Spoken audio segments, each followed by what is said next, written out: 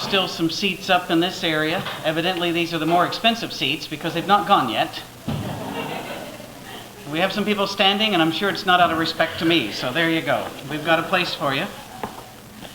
We are talking tonight about rocks, and there's a reason for that. Someone came in and they said, how to date a rock. And I said, do scientists get more lonely than you could ever imagine? No, it doesn't mean that. The greatest stumbling block for most believers when it comes to accepting the account in Genesis chapter 1 is the length of time that we are told this universe has been around.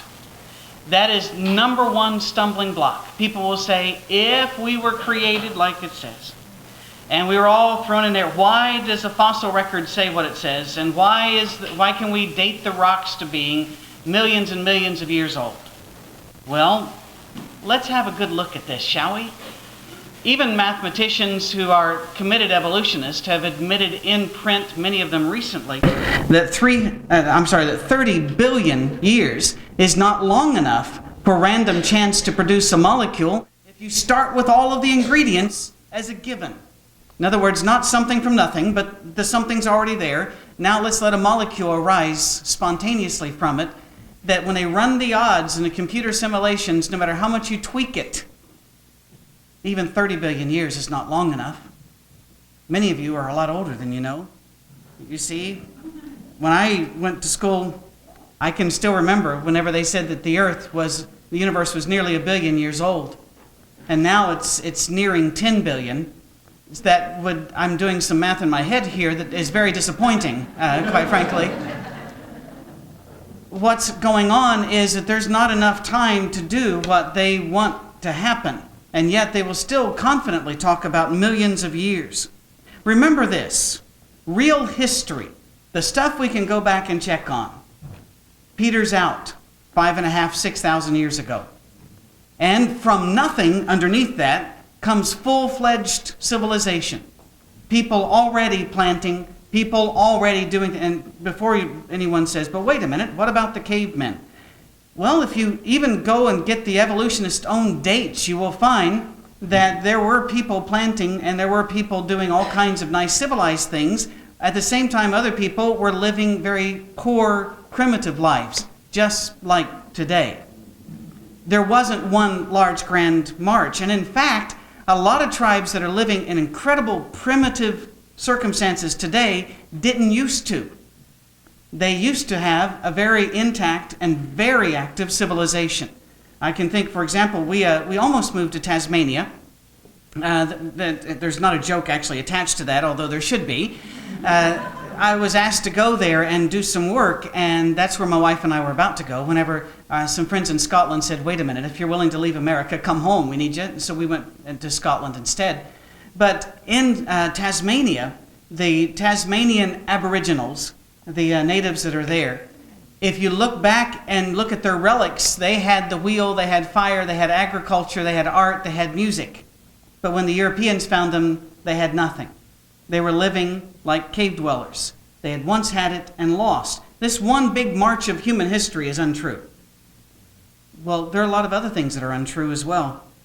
You see, nobody was around when the rocks were laid down.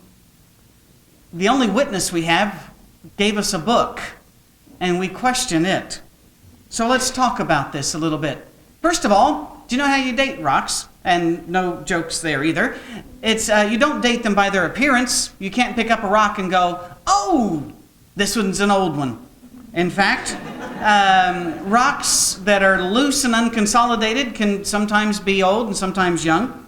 And some rocks which are dense and indurated are very young instead of being very old. They're also not dated by their petrologic character. And I'm sorry, but tonight won't be as full of laughs as last night because we've got to use words like petrologic, which there's no reason in the world to use these words. It just means the rocky kind of character that it is. All kinds, shale, granite, limestone, conglomerate, sandstones can be old or young. So it's not the kind of rock either. Well, then do we date them by the minerals that are in them? No. There is no relationship between the minerals or the ores that are in a rock and how old the scientist will tell you that the rock is. They're not dated by the rocks that are next to them. They're not dated by where they are found in the earth. And I bet you thought they were. They're not. They are not dated radiometrically either. In other words, people say, well, what about carbon-14? Can't use it since rocks were never alive. You can only use carbon-14 on things that were alive, and the man that invented it and won all the prizes for it spent the rest of his life begging people to stop misusing it because it was only accurate to about 6,000 to 15,000 years. After that, it goes wildly off. And yet people still will try to date something. Carbon-14 dates this at 150,000 years.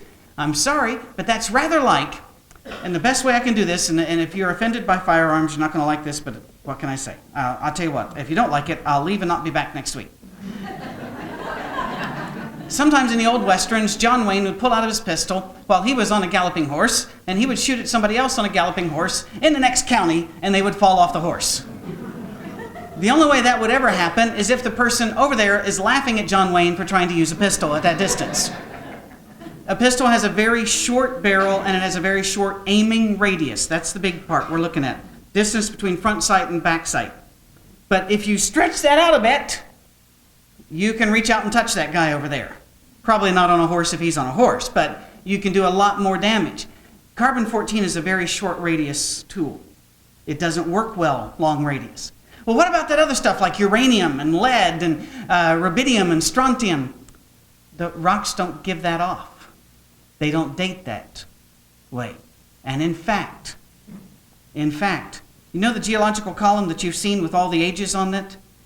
That column was designed before any radiometric dating of any kind was ever invented. All that they have done with the radiometric dating is try to back up the column they've already got. It never moved after the radiometrics. If you're thinking, oh, wait a minute, in fact, you may not be aware of this, but unless you are a graduate student. Now, if you're a junior in college right now, and you're a geology major, you're having a hissy fit. That's a technical psychological term. And all I can do really is tell you, hold on. If you're going to be a geologist, they do have to tell you this, but they don't tell you this at the undergrad level. In fact, normally you're in your PhD studies and you're well too invested in this to back up by the time you find out that over 95% of all the dates they do get through radiometrics are tossed because they don't fit the preconceived date that has already been assigned. That is a major scandal. And yet it is true. I have said this at more than 30 universities in the last 10 years, and nobody has been able to stand up and go against it. And you say, I'm not all that brave. I'm not going to stand up and say something stupid. Well, not on purpose. Last night I said Lamarck when I meant Haeckel. That was kind of dumb, but it wasn't on purpose. You can correct that on the tape. If you're wondering, well, what is that all about? Then you didn't pay attention, and there will be a test later, and you're in big trouble. What are rocks dated by? They're dated by the fossils that are found around the rocks. Oh, so you date the fossils. Not the way you think. They are not dated by being pulled and gone through radiometrically. Again, we'll explain radiometric here in a bit. They are dated by where the evolutionist says they have to be in this march of time. They're dated by the theory, by no science at all. Period. I can still remember the point of geological interest. I knew it was a point of geological interest because there was a sign saying so. And we were on a field trip, and I thought that meant we got to go look at some lovely fields, but evidently I was mistaken. We had to go to this place.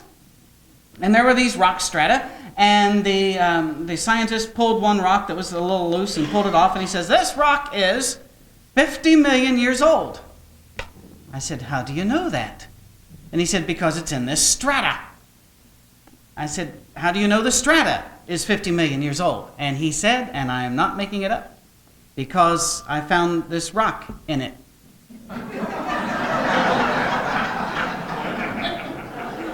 The sad thing is nobody else in the class got that. And I looked at him. I said, you realize there's a problem with that? He said, we know there's a problem with that, but we are working on it. I said, it's something that should be brought up. This is not something we should sit on. This is something which should be on the billboard somewhere. Friends, how do you date them? By where you want the rocks. Specifically, you date them by something called an index fossil. An index fossil is something which was alive, and it was all over the place, but not for long. It died off, and we have some fossil record of it. That way, they'll say, this will provide an unambiguous identification of its age because it only lived during a certain point. It's rather like if you're a linguist, Gothic. If you're a linguist, every linguist eventually has to learn Gothic, a language that only lived for a few hundred years, but it went everywhere. Then the civilization that gave it birth collapsed, locked it solid, and that's an index language now. Well, fossils are rather like that. Index fossils, however, are not dated by anything other than evolutionary presupposition. In other words, where I say they have to be. They are not dated by anything else. I have had a man hold the entire fossil find in his hand, consisting of a bit of an ankle, a bit of a kneecap, and a bit of, I think it was an arm bone, maybe the radius.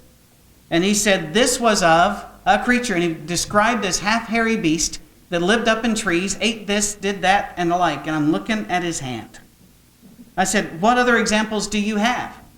He said, we have about this much more of another one we found. And I said, and you can tell it lived in trees. Did it write that in the sand before it died? And he began to talk to me about, no, because of the age where this would have needed to be, they could not have been yet land dwellers. So there's no science. It's a just so story. That's what it is. It's a made-up story. And this gets very old after a while.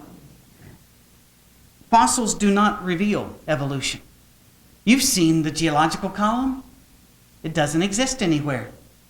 Nowhere. We'll give you the facts on that one in the second bit. By the way, I think it's interesting. They said at the break, you have about 10 minutes. You can go fill out a form to hear the tapes. And I'm thinking, fill out a form, hit the snacks. Fill out a form. I'm going to lose to the cookies tonight. I can just tell. And please, and I brought this up again last night, but I don't copyright what I do. If you get some tapes, you want to make copies, copy the things. It's fine. Just go ahead and use them. The Lord gave us all of nature to study and learn of Him, and He's not charging. So how can I charge for that? However, to the elders, I do need paid for the plane ticket. Thank you. You never know. About once a year, I do get a hearty handshake for a thank you. And I'm going, oh no, I'm in trouble. The creation model is not bound like the evolutionary model. We have a lot more freedom than they do. Because whatever we see, we can work in and say, all right, if it's truth, we can deal with it. They can't. It has to fit within the frame, or they panic. Evolutionary thought is very circular, and I need to give you a real example of how this happens. First of all, you do know, let's say that this pulpit was made out of uranium. Uranium, therefore, would be the parent element. Over time, uranium, which is unstable, throws off a bit. We're trying to keep this so untechnical. Throws off a bit and becomes lead. And after a while, you have more lead and less uranium until eventually the theory goes, you will have all lead. All right? The lead would be the daughter element. Uranium is the parent element. All right. Very simple. We know, looking at the current processes that we can see of uranium, that it would take millions of years for most uranium to go to lead. And so they say, what we're going to do is we're going to measure the rate, and that'll tell us how old the rock is. Wait a minute. There are a lot of presuppositions there. You're presupposing that there was no lead in the rock to begin with. You're presupposing that no uranium or lead have leached in or out of that rock. You're presupposing that the rate never changes. A lot of presuppositions. And so I decided, let's try out the assumption. I found a fossilized clam. Oh, don't get too impressed. They're all over the place. So found the fossilized clam, took it in. Said, Mr. Geology Professor, could you date this? He says, can't help you. Only igneous rock can be radiometrically dated. Igneous means rock that was heated up so much that it turned liquid and then cooled again. And that didn't happen to the fossil. I'm going, well, then how do you date the fossil? He says, you got to take that over to a biologist. A biologist for a rock. Fair enough, right. So I went over, Said, can you date the rock? He looks at the fossil and he grabs books on fossilized clams. Friends, I thought I did not have a life. But if you can write a book on fossilized clams, God love you, but you're probably not going to reproduce, if you get my drift. So he pulls off the book, he finds this, and he goes, oh, our luck, this clam only lived for a certain amount of time. It's an index fossil. This clam lived 320 million years ago. Now, I'm still a little disturbed because nobody has ever measured the rock, tested the rock, checked the rock. It's all done by the evolutionary book that tells you where it must be. So I'm a little concerned. And I say, how do you date the majority of rocks? They have no fossils in them. He says, well, you just keep looking for fossils near the rocks. That doesn't sound right. Well, come back later with some igneous rock, some hardened lava. Take it to the geology professor saying, now he can help me. And he goes, no, really can't. I don't know what they do. He sent me to the geophysics department. Okay, so I went to the geophysics department. He says, oh, we can date this. In fact, he was way too excited. We can date this using radiometric isotope dating techniques. Here's how we do it. We take a section of your rock and we crush it and we measure, again, trying not to do this too technical, the bits coming off of it and what's left. I go, okay, do that. So the rock is ground into powder, certain minerals are isolated, a computer analyzes the ratio, solves the equation, gives the age. And after about 6 weeks, he calls me back, says, we got your results. Oh, good, so I come on in. We tried it with the uranium-lead method, and it said it was 500 million years old, plus or minus 20 million. It's a bit larger fudge factor than I was going for. But, all right, thank you. And he goes, then we ran it through another method, the potassium-argon method. Oh, okay. And what did it say? It said it's 100 million years old, plus or minus 2 million. Okay. Then we ran it to the rubidium-strontium method. Ah, good. And it's 325 million, plus or minus 25 million. But to then do a fourth test, they did the rubidium-strontium isochron method, and it came up with 375 million, plus or minus 25. Therefore, your rock is between 98 million and 520 million years old. I said, how can you know which test is right then? He said, did you find any fossils near it? I didn't want to tell him, but I said, yeah, I found a fossilized clam. He said, did you take it to a biologist? I said, yes. He says it's an index fossil that's 320 million years old. And he goes, well then, rubidium-strontium got the dates right. That's how it's done. There are no radioisotope labs in the world that will give you a date unless you also tell them as you send in the sample what date you are looking for. That's not science. That's just not, friends. But it's true. And it is so sad. Again, fossils date the rocks, and the radiometric dating is there to support whatever the biologist says. But wait a minute. How about these presuppositions? People will say, no, wait, we see it, we measure it, we extrapolate from the results, that's science. Sounds right, but it isn't. What if Glenn, I've known Glenn for a few years, what if Glenn were sitting up here in a chair while I'm talking, peeling potatoes? Work with me here. There aren't a lot of laughs tonight, so you're going to have to get them where you can. Over here, there is a basket of unpeeled potatoes, and over here, there is a basket of peeled potatoes. And you're watching him do that because you're not very interested in tonight's topic. And as you're watching him, you're wondering, I wonder how long he's been up there peeling potatoes.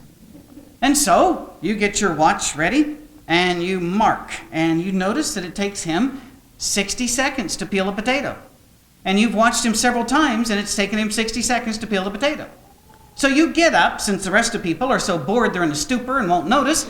You come up, you look in the basket, you count 20 potatoes, and you say, he's been doing this for 20 minutes. There are a lot of people who would say, that's science. No, it isn't.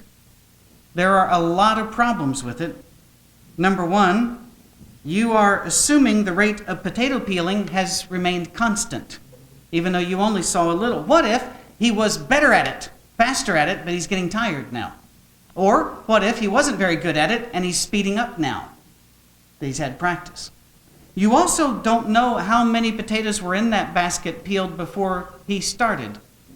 You assumed he's the one who started it.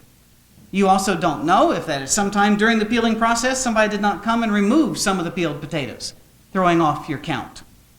On and on and on, the assumptions are bad. By the way, this is why you should never get your science from newspapers and magazines. Because people who don't know science would have heard the potato story and said, yes, that makes sense. It doesn't. And I don't know, there is only a certain amount of news I can watch on TV. Because right now, for example, you'll hear people saying, we should have strengthened the doors on airplanes long ago. That would have stopped this. No, it wouldn't have. Now it would.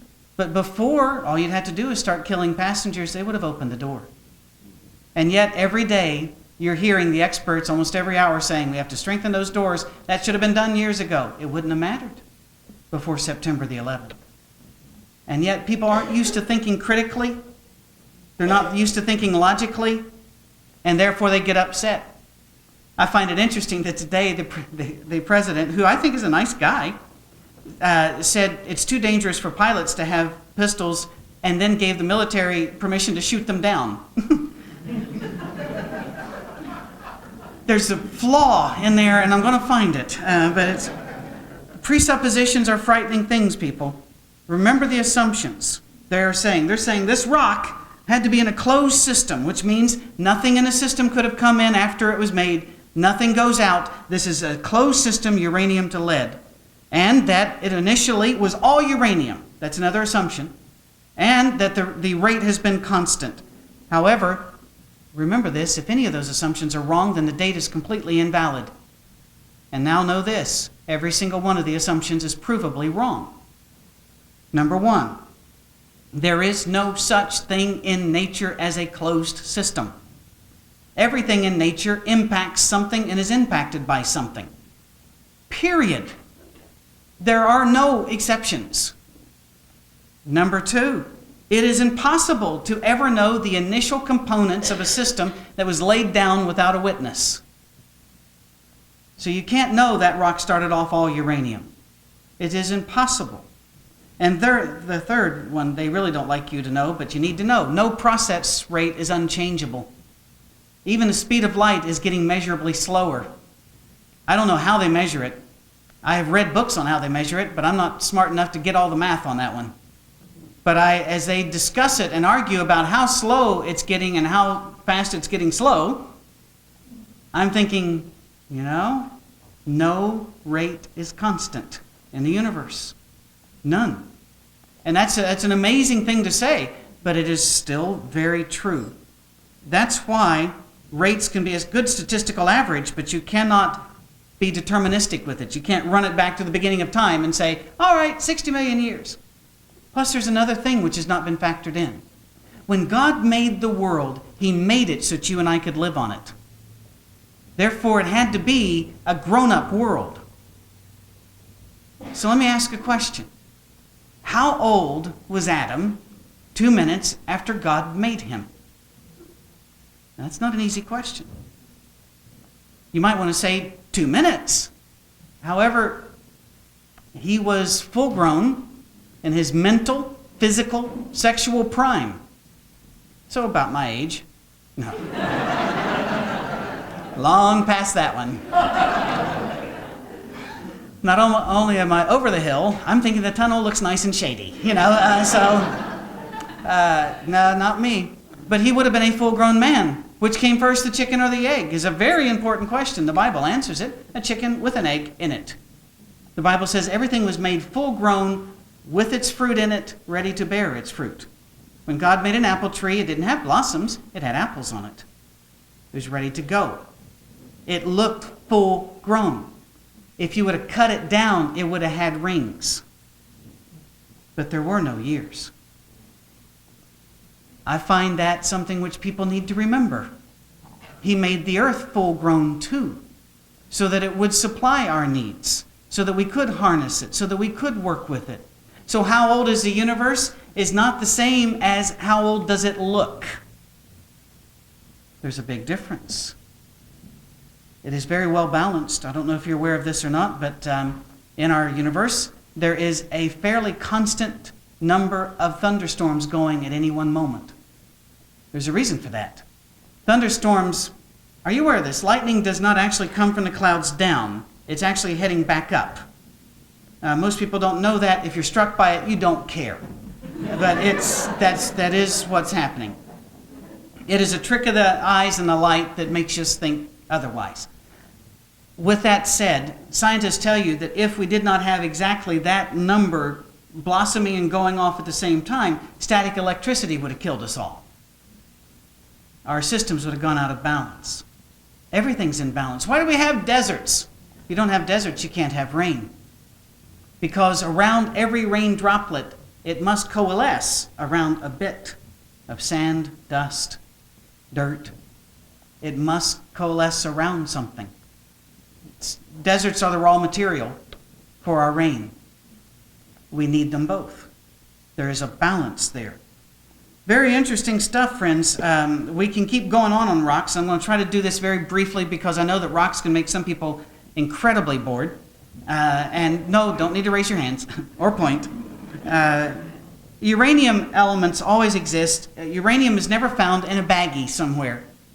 It's stuck around other rocks where rain and wind erodes them back and forth. Therefore, we don't know what the rock looked like when it first started. Plus, we have found something. If you reverse the magnetic field around a uranium sample, the rate changes. We now know it's demonstrably true that Earth's magnetic field has reversed several times. What has that done to the rate in the process? That's something which a lot of people are arguing about right now. In fact, when lava cools, there's uranium in most lava. Don't know if you know that. But when lava cools and you get the uranium out, it already has lead in it. When it is formed, it has the daughter element in it. It didn't start off pure. That's important to remember. Since igneous rocks where the ages are known, we find that radiometrics doesn't give us the right answer. Why should we trust them when we don't know the ages? If your witness is false every time you can catch him in a lie, why would you believe him the other times? I think it's an important question to ask.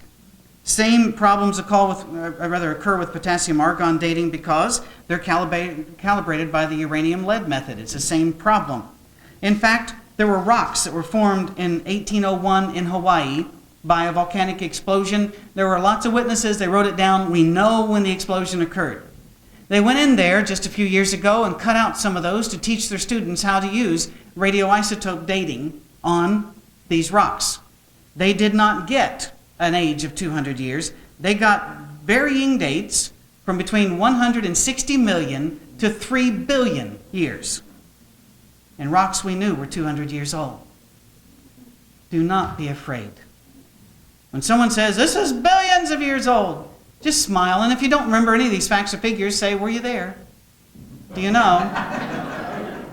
I've got a witness. I have a witness who wrote a book. He was there. He knows. You know, the only real evidence for a long history of the earth is that it's necessary to support evolution. There is no science evidence for it. None. Remember this. We can look back and find no records before 6,000 years. I'm asked about, what about these things that weren't really apes and weren't really humans? So far, we haven't found one. Every time we think we have, within 10 years, it's shoved off in one column or the other. Right now, as of 2001, there are no fossils that we call subhuman. Neanderthal has now been elevated to completely human, able to breed with humans, and able to produce art, society, agriculture, but they look different. There is a huge racist component to evolution. It was thought up by a bunch of nice English upper-class white guys. And guess what? They thought the pinnacle of evolution was being a nice English upper class guy who's white. And if you didn't look like them, it was proof that you had not evolved as far as them. And that, my friend, is evolution's dirty secret. And so any skull that doesn't look like a nice English white guy is considered to be primitive. However, Neanderthal had a bigger brain than we did. Maybe his skull shape wasn't English, but he did all right. People say, well, where is he? He's in us. They're finding his DNA in us. He didn't go away. He interbred. That's the way things happen. And you can only breed with something which is your species. Now, there are some exceptions. For example, a horse can breed with a donkey. A lion can be bred with a tiger. It's not fun, but it can be done. There are some crossbreeds, but every crossbreed, the children of every crossbreed are sterile and cannot reproduce. Every one. You have to stay within your species. Yeah, in fact, the crossbreed of lion and tiger is called a liger. And you can sometimes see them in a zoo, but they will never have babies. If you decided to get 2 mules and start breeding them to get a lot of mules, mules can't reproduce. They're a crossbreed. It's rather like a seedless grape. What are you going to plant? There are no seeds. This is a real issue that we need to remember. And in fact, when we do know something, it doesn't fit with an old Earth. For example, we have 2 little helium. When uranium becomes lead, it produces helium. If you want to know how, we can talk later. But for most people, it's mind-numbingly boring, and they don't care anyway. Helium is just a way to talk funny at a party. And if you're trying to suck on a uranium rock to get it, it's going to take too long. So don't try. You never know who you're talking to. However, when we measure the amount of helium in the atmosphere, we don't have enough helium to account for all the years that we were supposed to have been here. Some scientists say, well, we can only account for about 7,000 years worth of helium, and that's correct, but we think helium is escaping into the outer atmosphere. That's what's happening. But that has now been reversed, and they're right now scrambling because we found helium comes in, it doesn't go out. 7,000 years of helium is all we got. Where'd the rest of it go? Where's it hiding? How about dust?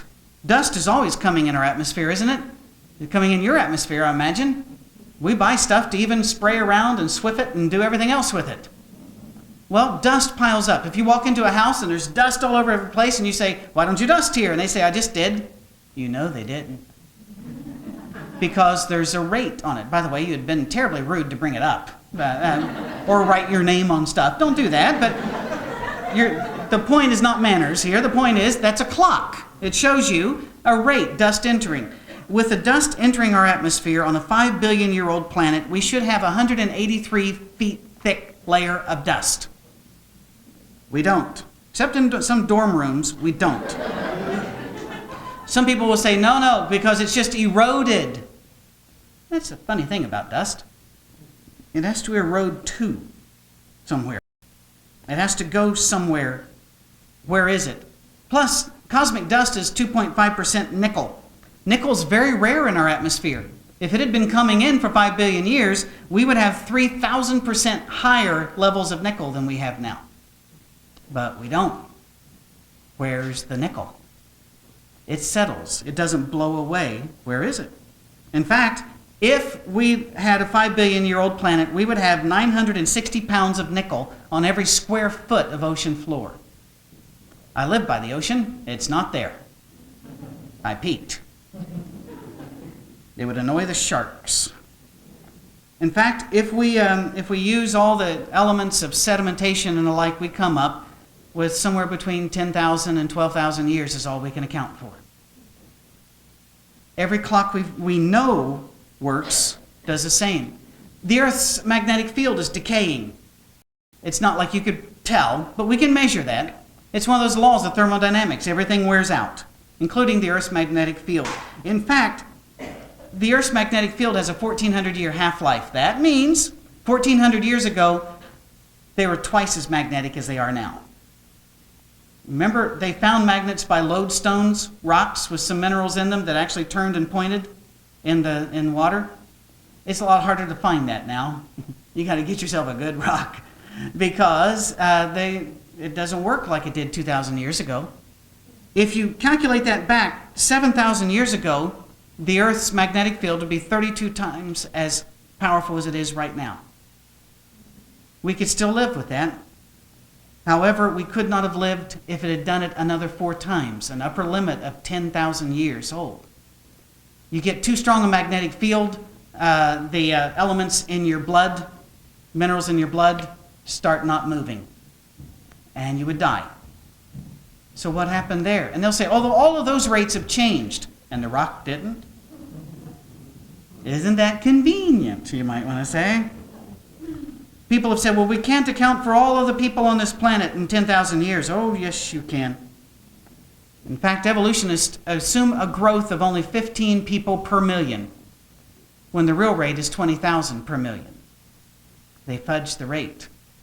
Just like the father of geology fudged the rate on the Niagara River, on how long it would take to go up and form the Niagara Falls. At the rate that the Indians told him, it would have taken about 1,000 years. He didn't like that, so he made it to go over 15,000 years, and his students didn't like that, and now they've got it up to where it's many tens of thousands of years. Because they didn't like the figures, not because of science. I've got to give you a break now. When we come back, we're going to talk about bones and fossils and where they are in the strata. Take 10 minutes, hit the cookies. The form will still be there when the cookies are gone.